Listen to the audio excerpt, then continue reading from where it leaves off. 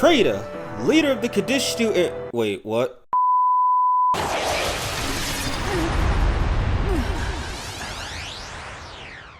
Preta, the trashiest of trash mobs, a demon you encounter in the very first 10 minutes of every game that is not Shin Megami Tensei 4.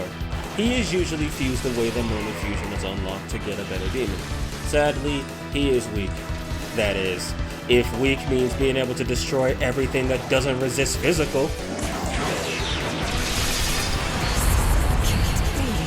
Focused Assault increases accuracy and critical hit rate if you attack the same target as the ally who acted before you.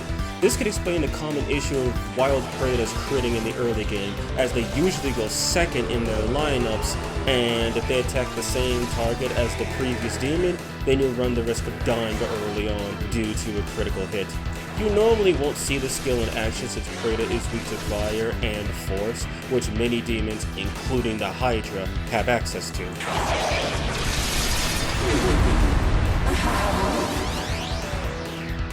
Twilight Wave is the unique Makatsuki skill of the Haunt race. It's a 700 base power AoE with a 200% chance to inflict sleep.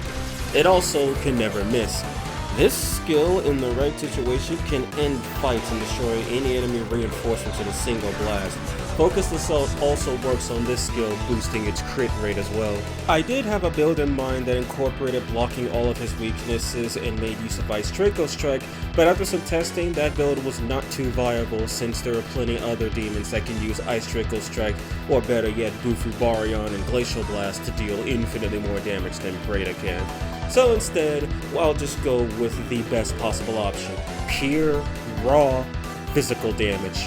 At the cost of basically leaving two of his weaknesses open, you will be able to deal an immense amount of damage with this glass cannon-esque build.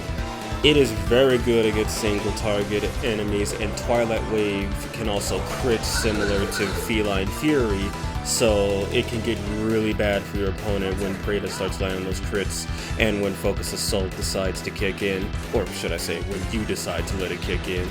Originally, I was going to say that Myriad Slashes would have been best for this build, and it would have just left all of his weaknesses open, because you'd have to incorporate both Murderous Glee and the Bloody Glee skills. But after some testing, I found that Figment Slash is a much better alternative. On paper, it has 450 base power versus the Myriad Slash's 5 hits that are 80 base power, which is 400. It is also guaranteed to crit with each unresisted hit. With this, I was able to swap those Glees for High Restore to reduce the cost of Figment Slash and repel Light so Preta cannot be insta-killed by light magic. This, in my opinion, is the proper way to set him up, as it's far more efficient and Preta isn't left completely vulnerable. If you want, you can actually replace Repel Light with any elemental block that you know the enemy has access to, so you can have them waste their turns on Preta while Preta is very quickly chewing their HP into shreds. On paper, Preta's not too good. In practice, Preta's arguably one of the most deadly physical attackers you can obtain in the early game. Focused Assault combined with his physical proficiency is more than enough to carry him as DPS into the late game, especially against demons that do not resist physical. And if a demon does resist physical, you can just use another demon that applies buffs to summoned allies to give themselves Impaler's Animus so they can allow Preta to crit. Combine that with Strategize, and you have a recipe for, I don't know, say 32,000 damage minimum per turn.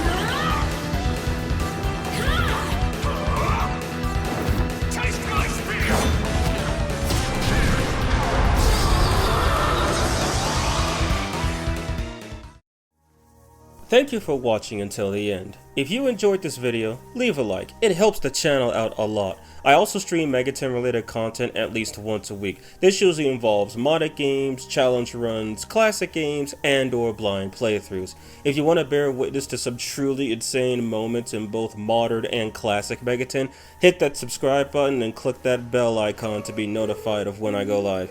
That's it from me. Have a great day. Vivisor, out.